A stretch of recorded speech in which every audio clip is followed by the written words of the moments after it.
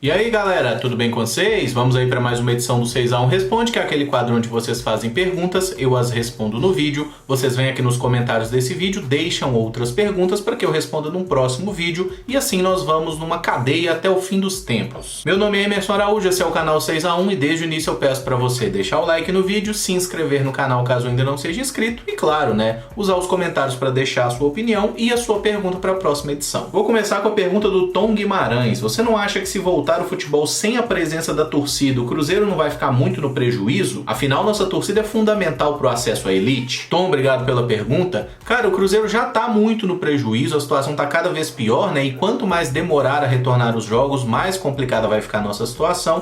E o fato de voltar sem torcida é uma coisa que não tem muito o que fazer, cara, tá? Porque realmente nós estamos vivendo um cenário de exceção e vai ter que ser assim. Acho até que se a gente conseguir voltar a ter jogos já no mês de maio, vai ser uma grande vitória e vai ser algo muito bom para o Cruzeiro, tá? Pensando do ponto de vista financeiro mesmo, a gente viu notícia essa semana de que o Cruzeiro tá com salário atrasado de novo. Então, assim, é um negócio muito complicado pra gente. O clube já vivia a mais grave crise da sua história e o cenário de pandemia piora tudo, tá? Eu acho sinceramente que a questão de jogar sem torcida, ela vai assim ser uma coisa que todo mundo vai ter que conviver e o Cruzeiro já teria que ficar 7 jogos sem torcida de toda forma, né? Por causa das punições, dos episódios de violência no final da temporada passada. Então é claro que faz diferença, é um prejuízo jogar sem torcida, até porque o Cruzeiro tem uma torcida muito grande, mas a gente tem que trabalhar com o cenário que se apresenta, né? Não tem como fazer de forma diferente e o Cruzeiro vai ter que se virar e vai ter que conquistar pontos assim. E aí tem até um detalhe, né? Não importa se você vai jogar em casa ou fora, o melhor time vai sempre conseguir a vitória. Então se a gente conseguir acertar um time, ser competitivo desde a primeira rodada, talvez o que parece um prejuízo possa até se tornar um benefício dentro de campo. Justamente porque os adversários também não terão ao seu favor a pressão das próprias torcidas. Vai ter que ser dentro de campo, 11 contra 11, e os fatores externos não vão influenciar tanto. O Gustavo Nunes Vara pergunta, sendo os estaduais um problema, por que os clubes não colocam um time B ou um time sub-20 para jogar a maior parte do campeonato? Assim poderiam fazer uma peneira e ainda colocar o time A para entrosamento algumas vezes. Gustavo, obrigado pela pergunta. Esse seria o cenário ideal, né? É o que o Atlético Paranaense vem fazendo nos últimos anos, por exemplo, coloca um time de garoto para jogar o campeonato estadual e bota o time principal com uma pré-temporada adequada, tendo tempo para acertar o time ali por volta de abril e maio para começar a jogar. A questão que a gente tem que pensar é por que o Atlético Paranaense faz isso? É porque eles acham que assim o futebol vai ser melhor jogado, porque assim o time vai render mais? Não, é apenas uma decisão comercial. O Atlético Paranaense faz isso porque não chegou a um acordo para a venda dos direitos de transmissão com a Globo, que é quem tradicionalmente transmite os campeonatos, e por isso os clubes, até em forma de retaliação, pararam de usar o seu time principal. E é exatamente o mesmo motivo pela qual o Cruzeiro, o Atlético, o Flamengo e todos os times grandes jogam, né, a maior parte do campeonato com o seu time principal. Porque quem paga pelo campeonato, que é a TV, normalmente a TV Globo, ela basicamente banca todas as contas do campeonato. No caso específico do Campeonato Mineiro, por exemplo, Cruzeiro e Atlético recebem algo aí entre 14 e 15 milhões de reais por ano para disputar o campeonato. Se quem paga isso é a TV, você não acha justo que a TV tenha o direito de exigir alguma coisa em contrapartida? E é exatamente o que ela exige. Ela exige que o time coloque sempre o melhor time possível em campo. E é isso que os clubes fazem, né? Até porque Cruzeiro e Atlético sempre tiveram uma relação muito forte e até de certa subserviência com relação à emissora aí que detém os direitos de transmissão. E é por isso mesmo que eu digo que em alguns anos tem uma possibilidade muito grande dos times grandes não disputarem mais o campeonato estadual, simplesmente pelo fato que a Globo não está se interessando mais tanto pelos campeonatos estaduais. Um bom exemplo é que muitos jogos em quarta-feira à noite não está tendo mais TV aberta, por opção da emissora mesmo, tá preferindo, por exemplo, passar filme. E a partir do momento que eles decidirem que não vale a pena gastar, por exemplo, 15 milhões por ano para exibir os jogos de um Cruzeiro no campeonato estadual, se a Globo não pagar, não tem campeonato, tá? A federação não vai conseguir pagar isso e os clubes, se botarem o time, vão botar de qualquer jeito. Mas a resposta, né, para sua pergunta é realmente essa relação comercial que existe, tá? Enquanto os clubes acharem que é proveitoso, né, e que a TV paga a conta para jogar o estadual, eles vão continuar continuar jogando. No momento que terminar essa relação, que o dinheiro não vale a pena, eles param de jogar, jogam de qualquer jeito ou nem jogam se for o caso. O Rogério da Mata pergunta: não seria melhor o Cabuloso jogar na Arena do Jacaré para evitar os custos? Rogério, obrigado pela pergunta. Acho que aí depende muito de qual é o contrato que você consegue estabelecer, né? Nesse momento, por exemplo, que nós teremos aí uma realidade de alguns meses com jogos sem torcida, quanto será que é para jogar no Independência? Quanto que é para jogar no Mineirão? Quanto seria para jogar na Arena do Jacaré? Nós não temos essa informação clara. Mas no que dependesse de mim, pelo menos, o Cruzeiro devia jogar na Toca 1, bicho. Ou joga no Sesc Venda Nova, joga no lugar mais barato possível, até porque não vai ter torcida mesmo. Só precisa ter um campo com dimensões oficiais, gramado, arbitragem, vestiário e morreu Bahia, sabe? Eu acho que não tem muito o que a gente ficar projetando estádios, até porque não faz diferença em qual estádio a gente vai jogar, a partir do momento que nenhum estádio vai ter torcida. Agora, se você fala isso pensando naquela questão dos jogos do Cruzeiro sem torcida, né, que talvez a punição poderia ser ter que jogar longe de Belo Horizonte, acho que isso não é uma hipótese, até porque Sete Lagoas não está a mais de 100 km de BH. Então, se o Cruzeiro toma uma punição de ter que jogar longe da sua cidade, Sete Lagoas não é elegível. A gente teria que jogar num lugar tipo Varginha, Uberlândia ou uma cidade que seja mais distante do que 100 km. O João Vitor Ribeiro Alves pergunta: qual você considera o maior garfo da história do Cruzeiro? João Vitor, obrigado pela pergunta. Assim, me veio aí na memória, né, aquela final da Libertadores 77 contra o Boca, que é um jogo que obviamente eu não vi, mas roubaram pra caramba na disputa de pênaltis, inclusive. Tem um brasileiro, né, contra o Vasco, Armando Marques operou o Cruzeiro naquela decisão. Teve em 2015 aquele chute na cara do Ed Carlos pra cima do Damião. Contra o Boca 2018, né, aquela coisa ridícula do roubo através do VAR contra o Cruzeiro, a expulsão do Dedé na Bomboneira. Mas um jogo que me marcou, que eu acompanhei, que eu posso falar com propriedade, é aquele de 2010, Cruzeiro e Corinthians, né, Sandro Meirahit acabou com o Cruzeiro naquele jogo. Todos os lances que havia uma discussão, uma dúvida, todos eles ele deu a favor do Corinthians. E aquele pênalti marcado, né, no finalzinho, o pênalti do Gil no Ronaldo, é uma das coisas mais absurdas do futebol. O Ronaldo completamente gordo, né, pulando na bola, caindo igual um saco de batata, o juiz dando pênalti. Assim, completamente fora de lógica. Foi certamente um dos jogos que mais me deixaram puto na vida.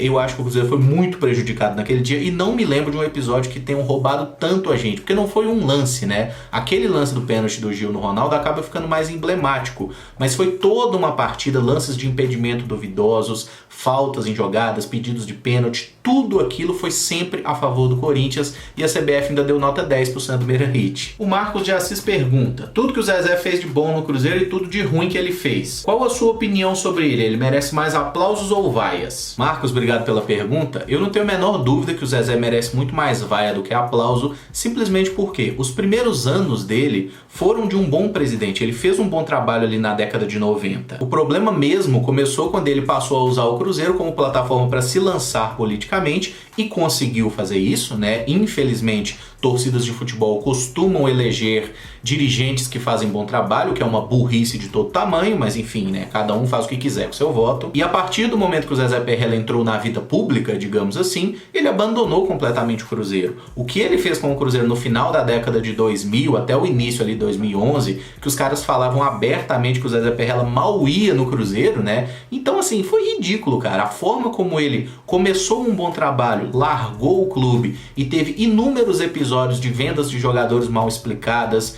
dinheiro do clube que aparentemente desaparecia, enfim, né? A justiça nunca provou nada contra ele, não vou ficar aqui falando também que fez o que não fez. Fato é que a gente tem o direito de questionar muita coisa. Eu diria que pelo menos nos últimos 5 anos dele enquanto presidente do Cruzeiro, o trabalho foi um desastre, ele foi muito mal, ele largou o clube à própria sorte, né? É claro que depois a gente conseguiu ter presidentes ainda piores, mas isso não quer dizer que o Perrella tenha sido bom. Então, na minha conta, entre coisas boas e coisas ruins, a gente não pode apagar as coisas boas, mas as coisas ruins que ele fez pro Cruzeiro são muito mais volumosas. Ele colocou o Cruzeiro muitas vezes nas páginas policiais, coisa que infelizmente outros presidentes fizeram de forma até pior ultimamente. Mas como é sempre bom ressaltar, né, o fato de existir um pior não significa que o ruim é bom, tá? Ele apenas era menos pior do que, por exemplo, o Wagner. Até o Gilvan também foi uma porcaria parecida. O Gilvan tem ali a seu favor o fato de ter ganhado títulos, mas foi um péssimo administrador também. E como eu sempre gosto de lembrar aqui no canal, eu nunca vi o Cruzeiro sendo bem administrado desde que eu me entendo por torcedor. O Vitor Manuel pergunta: qual jogador da época antiga do Cruzeiro você gostaria gostaria de ter visto jogar? Vitor, obrigado pela pergunta. São dois jogadores que eu tenho muita curiosidade de ter visto jogar, não apenas ver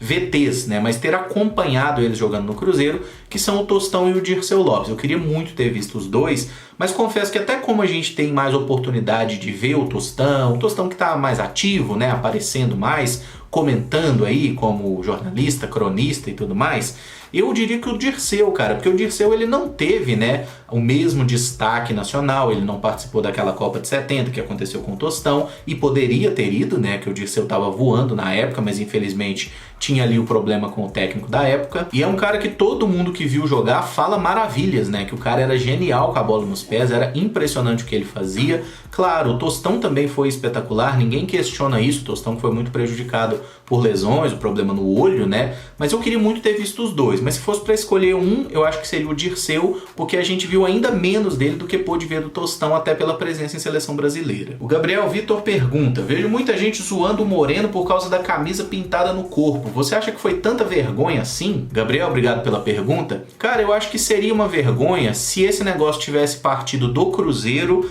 para um jogador que não quisesse fazer e o cara tivesse feito ali meio de má vontade, feito uma coisa estranha, mas definitivamente não é o caso do Marcelo Moreno. Eu já fui assessor dele, conheci ele um pouco mais e eu te digo que o Marcelo Moreno adora essas presepadas. O negócio saiu da cabeça dele, ele achou que seria do caralho e acabou sendo, né? Foi uma ação que levou o nome do Cruzeiro pro mundo todo, saiu a notícia em tudo quanto é jornal, tudo quanto é site, de tudo quanto é país, então acabou sendo uma questão meio zoada, mas que deu certo, cara. Conseguiu atingir o objetivo de levar o nome do Cruzeiro para muitos outros países que as pessoas nem imaginavam. E a partir do momento que o nosso departamento de marketing nunca foi grandes coisas, né? Isso partir da cabeça do Marcelo Moreno, que tanta gente criticava justamente por ser marqueteiro, né? Que sempre falava que queria voltar pro Cruzeiro, na hora H não voltava, acabou sendo uma sacada muito inteligente, porque tipo assim, ele foi efetivamente um marqueteiro e ele voltou pro Cruzeiro como ele tinha prometido e cumpriu. Então eu acho que no final das contas foi uma ação muito bem sucedida, que apesar de ser uma coisa que fica meio no folclore, né, o cara pintar a camisa e a galera zoar que o Cruzeiro não tá tendo nem dinheiro para fazer a camisa, tá tendo que pintar os jogadores, tudo isso é super válido, é engraçado e eu tenho certeza que o Moreno curtiu muito fazer, que é o mais importante. E por fim o Matheus Silva pergunta: o que mudou na sua vida depois da criação e popularização do canal? Matheus, obrigado pela pergunta. Eu não considero que o canal seja necessariamente popular no sentido da coisa, porque, por exemplo, eu tenho 100 e poucos mil inscritos aqui no canal, mas eu saio na rua e raramente alguém me reconhece. Eu vou no Mineirão assistir um jogo do Cruzeiro, se tiver tipo, sei lá, 30 mil pessoas no estádio, se 5 pessoas me conhecerem, é muito. Então eu não acho que eu seja uma pessoa famosa, conhecida, nada disso. Eu apenas tenho um canal e falo para um público muito específico e tô muito feliz com isso. Mas a coisa que mais mudou na minha vida e que eu mais sou grato é esse negócio aqui, ó. Eu trabalho de chinelo, cara. Isso aqui me faz extremamente feliz. Mal posso explicar pra vocês o quanto. Eu não preciso mais pegar ônibus todo dia. Eu era acostumado a trabalhar em lugares que eu pegava 2 ou 3 ônibus pra chegar no trabalho todo dia, mais 2 ou 3 pra voltar pra casa. Isso me deixava injuriado, estressado pra caramba. Então isso, sem dúvida nenhuma, é o que mais mudou pra mim, cara. Hoje eu sinto que eu tenho muito mais qualidade de vida. E outro detalhe também é que eu bebo muito menos, cara. Na época que eu fazia faculdade, que eu trabalhava, até 2016 ali, né, antes da criação do canal, eu bebia quase todo dia, eu enchia a lata. Agora eu não bebo praticamente nunca, velho, sabe? Até porque agora a gente tá numa pandemia, tá saindo muito pouco, né? E eu não tenho muita disposição pra beber em casa, beber sozinho e tudo.